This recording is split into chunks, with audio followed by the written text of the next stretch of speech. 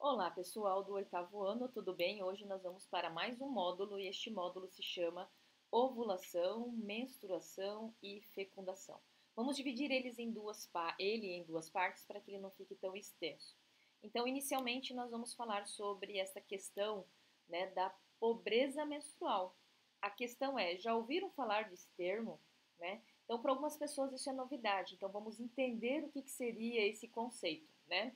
De acordo aí com a ONU, que é a Organização das Nações Unidas, aqui no Brasil, cerca de 25% das meninas, numa faixa etária de 12 a 19 anos, deixaram de ir à aula alguma vez por não ter absorventes, o que faz com que tenham suas possibilidades de desenvolvimento, então, limitadas.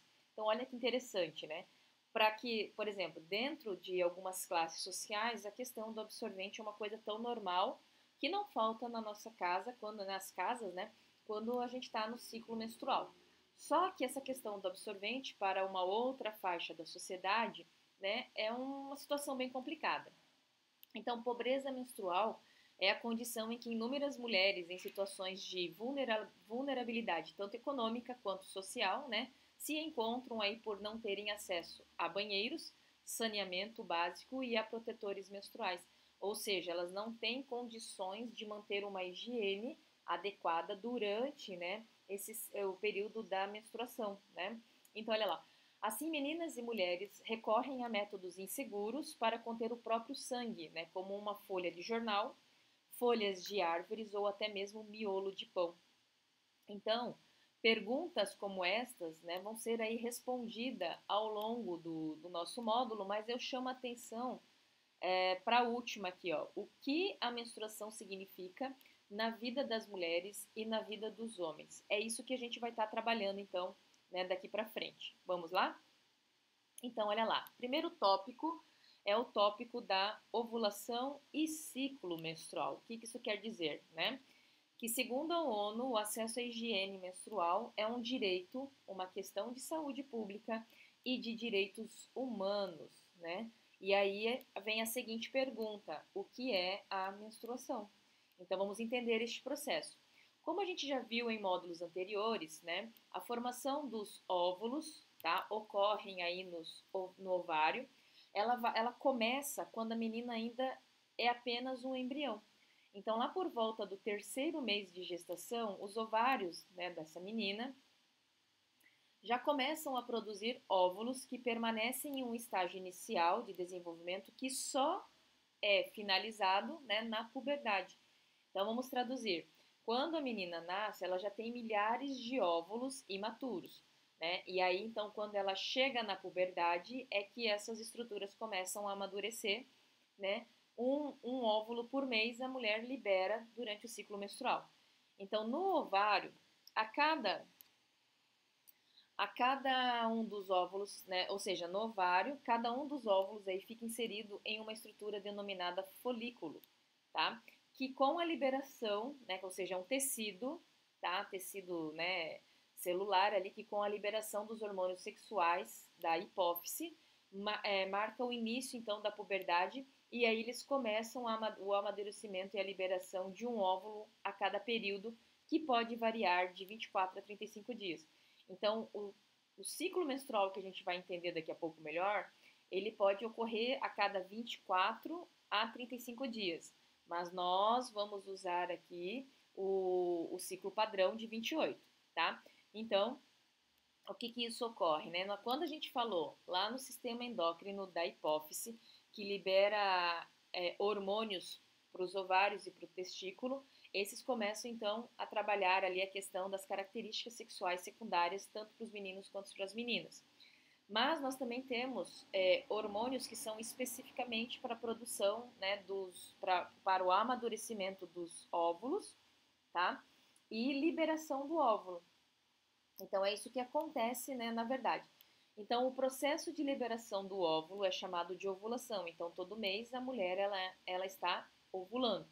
Esse momento marca, então, a fase reprodutiva da mulher. Isso significa que, a cada um desses períodos, o corpo da mulher se prepara para uma possível gravidez. Ou seja, a partir do início do ciclo menstrual, a menina já está apta, né, a engravidar. Mas ela está apta. Agora, engravidar ou não é uma questão que envolve outras estruturas. Então, fiquem tranquilos.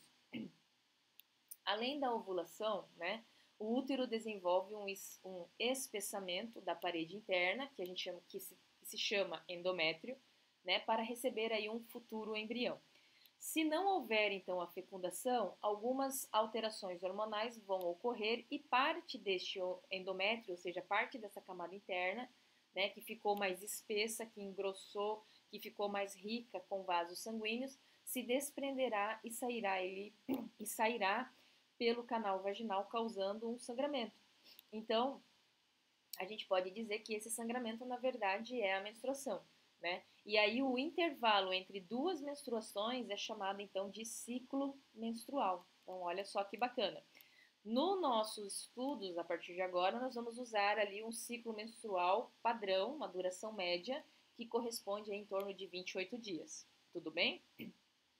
Bom, nós trabalhamos esse texto, né, crendices e preconceitos. Então, em algumas culturas, a primeira menstruação é extremamente valorizada como um símbolo de fertilidade e de maturidade. Afinal, a moça que menstrua já é capaz de engravidar. Este período está ligado a rituais de passagem em muitas sociedades, pois representa a aquisição de responsabilidade e a chegada ao mundo adulto. Então não é tão simples assim. A partir do momento que a menina, né, começa a menstruar, né, vários cuidados devem ocorrer. A cada cultura encara esse amadurecimento de modo diferente e ainda há muito o que aprender sobre a maneira como todos nós, ou seja, filhos, pais e sociedade, lidamos com a chegada da puberdade e da adolescência. O período da menstruação não deve impedir nenhuma atividade nem limitar a rotina da mulher. Mas nem sempre foi assim. No suceder de muitas gerações, foi surgindo uma grande quantidade de crendices sobre o tema, a maioria, né, sem embasamentos científicos. Antigamente, por exemplo, dizia-se que que as mulheres menstruadas não podiam lavar os cabelos nem dançar. Né? Olha só que interessante. E qual poderia ser a relação entre estar menstruada e lavar os cabelos? Possivelmente, quando os banhos eram tomados frios, alguém relacionou a piora da dor das cólicas menstruais a essa medida de higiene. E, e se acontecia a lavagem dos cabelos, né?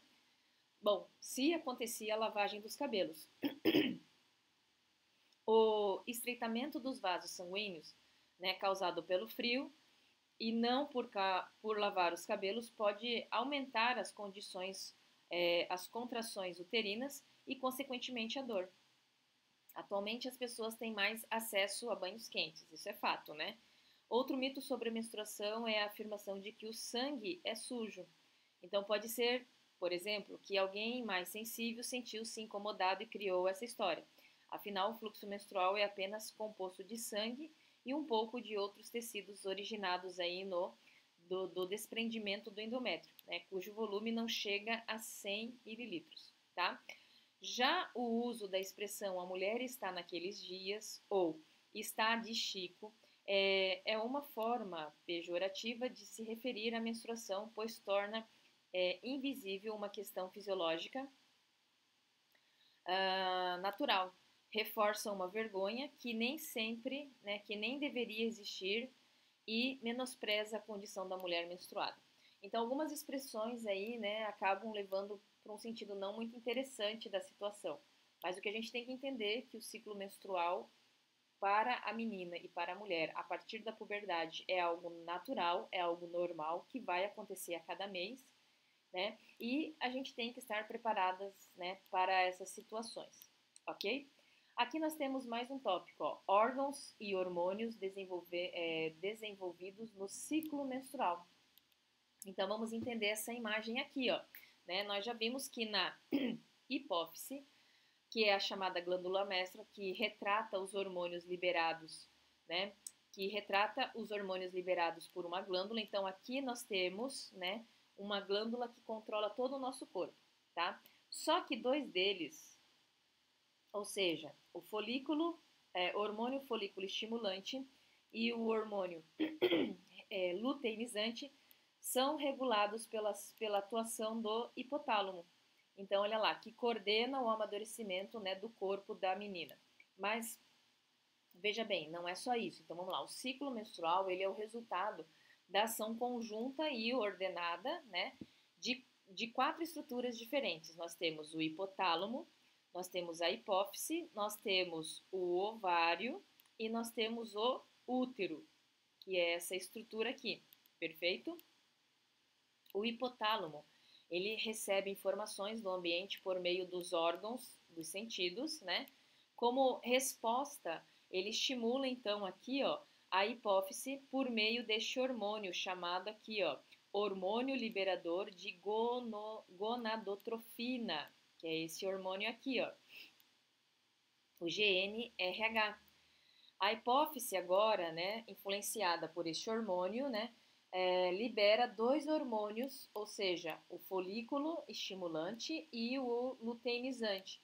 E aí, ó, transportados aí pelo sangue, esses hormônios chegam, né, aos ovários e atingem sobre eles de duas maneiras. Então, qual que é a função do folículo estimulante e qual é a função do luteinizante? Vamos por calma.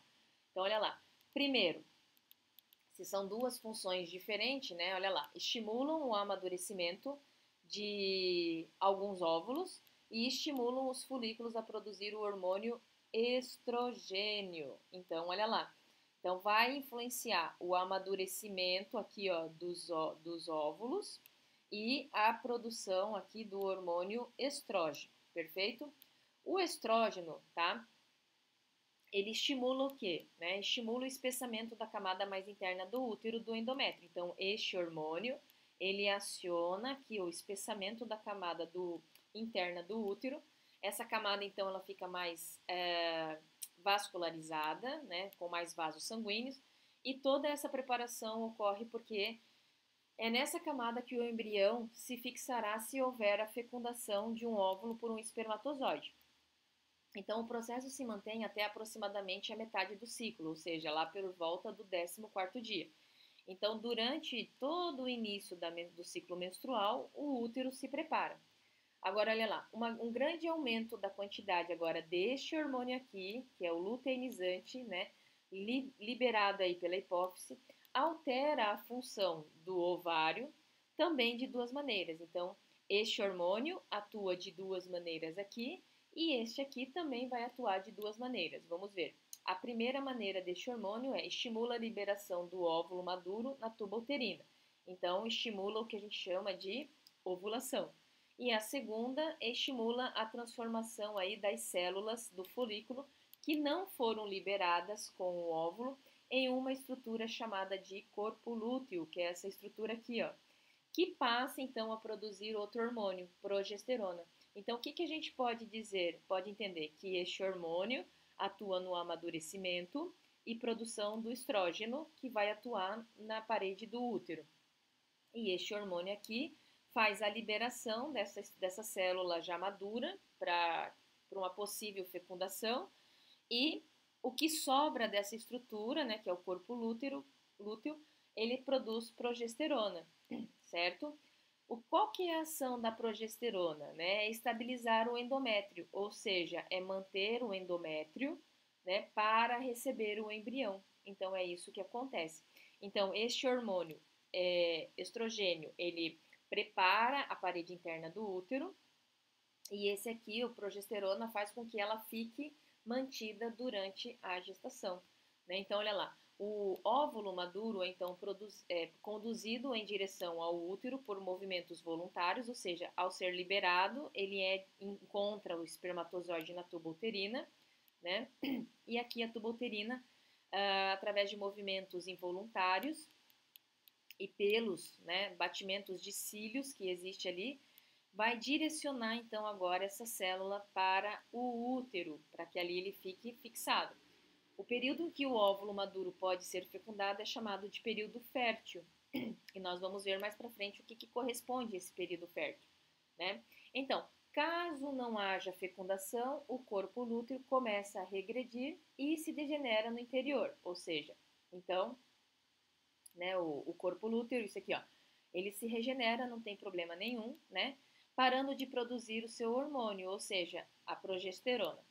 Com a queda dos níveis de progesterona e também de estrógeno, o endométrio se solta, o que produz aí um sangramento, né? Lembre-se de que o endométrio se tornou mais espesso e mais rico em vasos sanguíneos, né?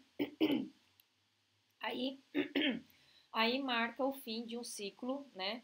E o início de um novo, tá? Esse sangramento é a menstruação, então o desprendimento dessa parede é a menstruação. E aí começa tudo de novo esse ciclo, perfeito? Vamos lá então? Bom, aqui eu vou abrir um parêntese só para a gente ver em gráficos, né? Do primeiro dia do ciclo ao último dia do ciclo, aqui ele dividiu em 3 fases. Essa primeira fase, que é a fase X, é chamada de fase folicular. É onde o óvulo ele vai amadurecendo para que ele possa ser aqui na fase Y da ovulação ser liberado, né? Logo após a liberação, a gente tem a fase Z, que é a fase lútea, né? E aqui a gente tem, ó, nessas linhas coloridas, a gente vai ter aqui, ó, como que funcionou os hormônios. Então, a gente percebe que o pico maior do estrogênio, do LH e do FSH, ou seja, estrogênio, folículo estimulante e luteinizante, ocorre aqui, né, no momento do metade do ciclo, e depois da metade do ciclo que a gente tem ali a progesterona como domínio, certo? Bom, pessoal, o que eu queria falar com vocês era isto e eu aguardo vocês então numa próxima oportunidade, ok? Tchau, tchau!